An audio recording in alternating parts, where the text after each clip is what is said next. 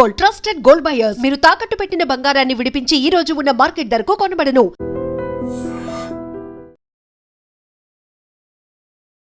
గంజాయి మత్తులో పడి జీవితాన్ని చిత్తు చేసుకోవద్దు. మంచి భవిష్యత్తుని సర్వనాశనం చేసుకోవచ్చు. మత్తుకి బానిసయ్యి మీ జీవితాన్ని వేరొకరి చేతిలో పెట్టి అయోమయ పరిస్థితిలోకి అయితే మాత్రం తీసుకురాకండి అని అటు పోలీసులు అయితే మాత్రం చిలక్కి చెప్పినట్టు చెప్తున్నారు. అదేవిధంగా గంజాయి అక్రమ రవాణా, గంజాయి సేవించడం ఇలాంటి కేసుల్లో కానీ పట్టుబడితే జీవితం దుర్భరం. ఇంకా మీరు జీవితాంతం కూడా కోలుకోలేని దెబ్బనైతే ఎదుర్కొంటారు. ఎందుకంటే కఠినమైన చట్టాలని అమలు చేస్తున్నాం, అదే విధంగా ఆస్తులను కూడా సీజ్ చేస్తామంటూ అనేక రకాల అవగాహన కార్యక్రమాలు. అంతేకాకుండా ఎక్కడెక్కడైతే గంజాయి దొరికిందో, గంజాయితో ఎవరైతే పట్టుబడ్డారో వాళ్ళందరికీ పడినటువంటి శిక్షల్ని ఎప్పటికప్పుడు కూడా తెలియజేస్తున్నప్పటికి కూడా కొంతమంది మాత్రం గంజాయి అక్రమ రవాణాని యథేచ్ఛగా కొనసాగిస్తున్నారు. సో ఏదో విధంగా ఒరిస్సా నుండి ఆంధ్రాకి ఎలా ఒకలా గంజాయి తరలించాలి, ఈజీ మనీ కోసం అలవాటు పడిపోయాం.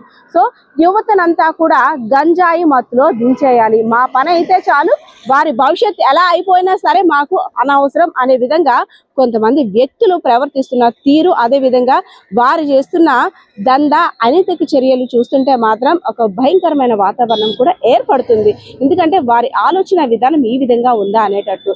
రీసెంట్గా విజయనగరం జిల్లాకి సంబంధించి ఎస్కోట వద్ద అయితే మాత్రం ఒరిస్సా నుండి వైజాగ్ వెళ్తున్న ఒక వెహికల్ని చెక్ చేస్తే దాదాపు 10 లక్షల రూపాయలు విలువ చేసే గంజాయి పట్టుబడడం పోలీసులకి ఆశ్చర్యానికి గురి చేసింది.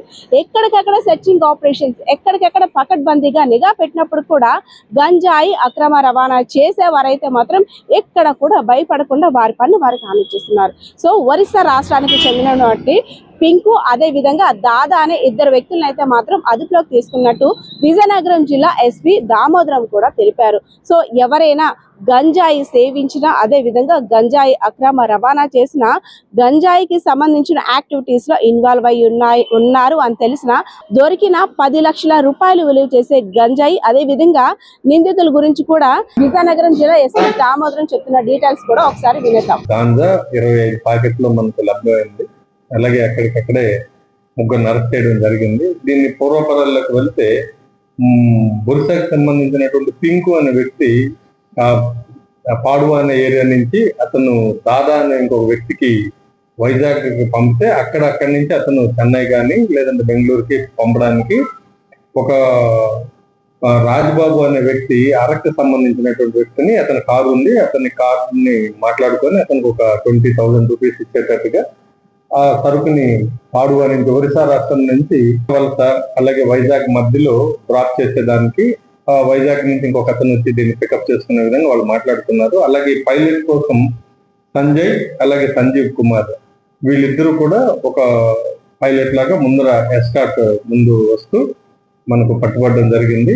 దీంట్లో దాదా అనే వ్యక్తి, ఇతను కూడా ఒరిస్సాకి సంబంధించినటువంటి వ్యక్తి, ఇతను కూడా వైజాగ్ లో ఉండి ఇక్కడ నుంచి కన్సైన్మెంట్ ఇదంతా రిసీవ్ చేసుకొని దీన్ని మళ్ళా రీప్యాక్ చేసి మళ్ళీ ఇది చెన్నై బెంగళూరు అలా పంపడానికి ప్లానింగ్. ఇదంతా కూడా ఈ చైన్ లింక్ మనం బ్రేక్ చేయడం జరిగింది. అలాగే దీంట్లో ఈ రాజ్బాబు అనే వ్యక్తి, ఇతని మీద ఆల్రెడీ 3 కేసులు ఉన్నాయి.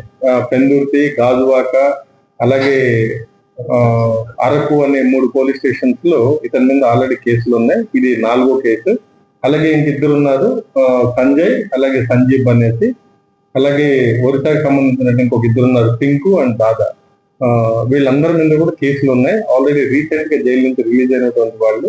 దీంట్లో ఒక కారు, ఒక 2 వీలర్, అలాగే 1 స్కూటీ, అలాగే 3 ఫోన్లు కూడా మనం సీజ్ చేయడం జరిగింది. ఈ నెట్వర్క్ అంతా కూడా బ్రేక్ చేస్తాం.